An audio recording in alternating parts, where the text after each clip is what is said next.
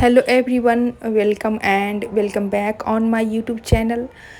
तो सबसे पहले आप सभी दर्शकों का मेरी ओर से बहुत बहुत अभिवादन है।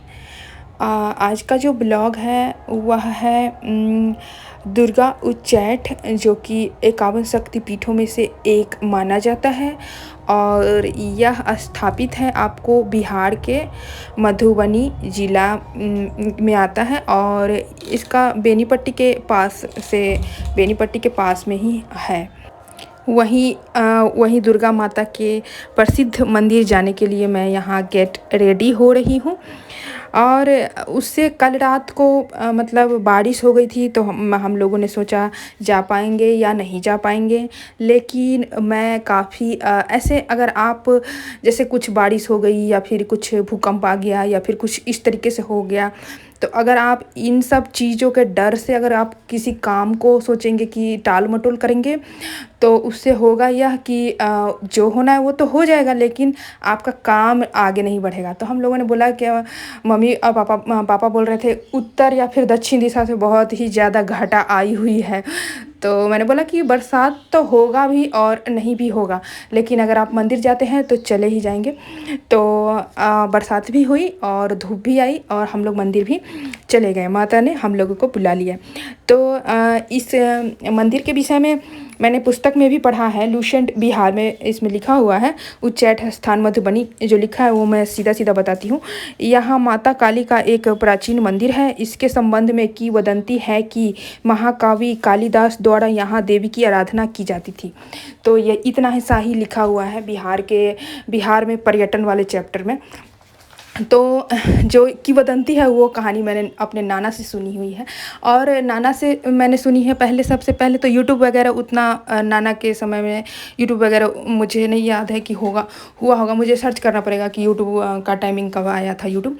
तो मैंने अपने नाना से सुनी थी कि वो जो कालिदास वो काफ़ी वैसे कालिदास का अगर संधि विच्छेद करेंगे तो ऐसे होता है काली मतलब दुर्गा माता, दास मतलब काली का जो दास है, काली का जो उपासक है।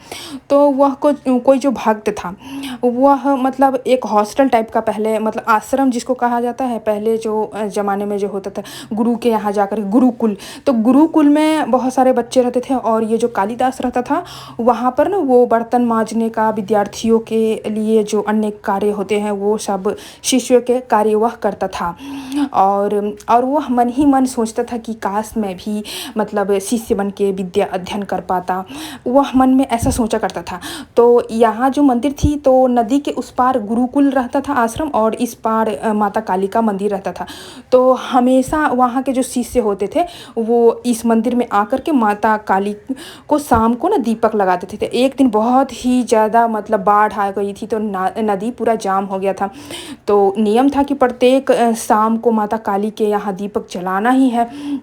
तो उस दिन कौन जलाए, तो सभी ने कहा कि तुम मतलब कालिदास को इस तरीके से, कालिदास काम करने वाला, तुम जाओ वहाँ मंदिर में दीपक जला करके आना। तो फिर बोला कि तुम जाएगा तो तुम मतलब बताना कि तुमने जलाया है, मैं इसका प्रमाण कैसे मानूँ कि तुम जाओगे, कहीं तुमने झूठ बोल दिया, तुम दीपक नहीं जला करके आए तो उसने बोला कि ठीक है, मैं प्रमाण ज़रूर दूंगा। तो वह चला गया और उसने मन में भी सोचा कि कहीं इस तरीके से वो लोग ना मेरे विषय में सोचे कि मैं मंदिर आया था तो कल को कहे कि मैंने दीपक नहीं जलाया। तो उन्होंने ना वो दीपक जला दिया। उतना बाढ़ में उस तैर वैर के किसी तरीके से माता के पास पहुंच के उन्होंने दीपक जलाया रात में।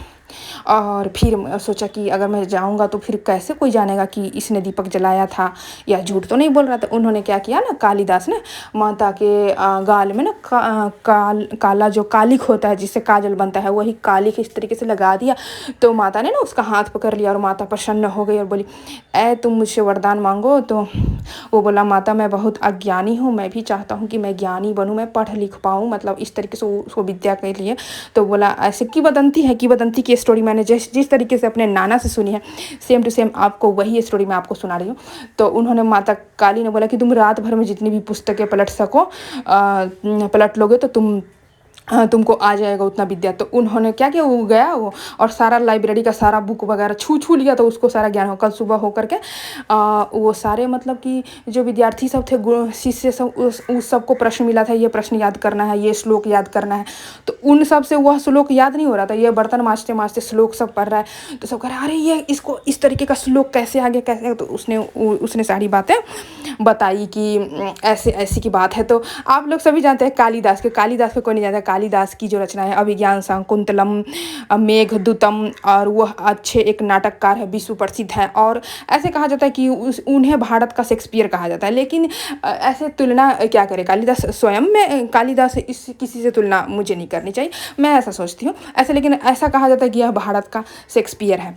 तो ये थी स्टोरी। और हम लोग यहाँ 2 साल बाद गए हैं। और यहाँ देखिए, यहाँ 365 दिन काफ़ी भीड़ रहती है। यहाँ से जो ये कैमरा लगा है, ये जो टीवी है, उसी के अंदर गर्भगृह है। तो गर्भगृह में काफ़ी भीड़ रहता है। वहाँ पे मोबाइल में नहीं ले जा पाई थी, इतना ज़्यादा गहरा है कि मतलब थोड़ा गिरने का भी चांस वगैरह था। काफ़ी हमेशा भीड़ जमा करके रखा हुआ होता है। तो मैं नहीं गई मोबाइल लेकर के, आपको दिखा सकती थी मैं अगर जाती तो, लेकिन पानी वगैरह हो जाता, तो इसलिए मैं नहीं गई।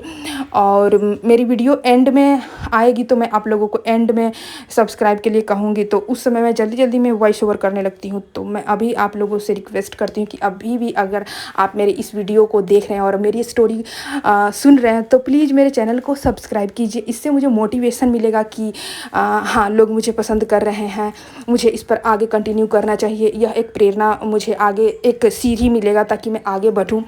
तो प्लीज़ मेरे चैनल को सब्सक्राइब कीजिए और मेरी वीडियो को अपने दोस्तों के साथ, फ्रेंड के साथ, रिलेशन के साथ शेयर कीजिए, सो दैट कि मेरी वीडियो अच्छी लगती है अगर आपको तो मेरा भी चैनल अच्छा पोजीशन में आएगा। क्योंकि अभी मेरा चैनल अच्छा पोजीशन में है नहीं।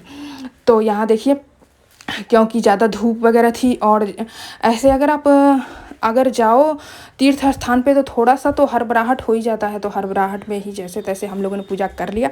और उसके बाद मैंने खाए छोले भटूरे और मेरी तबीयत ज़्यादा ही ख़राब हो गई। आने के बाद मैं काफ़ी एग्जॉस्टेड हो गई थी। और क्योंकि मैं इतने देर बाद खाई तो मेरी तबीयत ख़राब हो गई थी।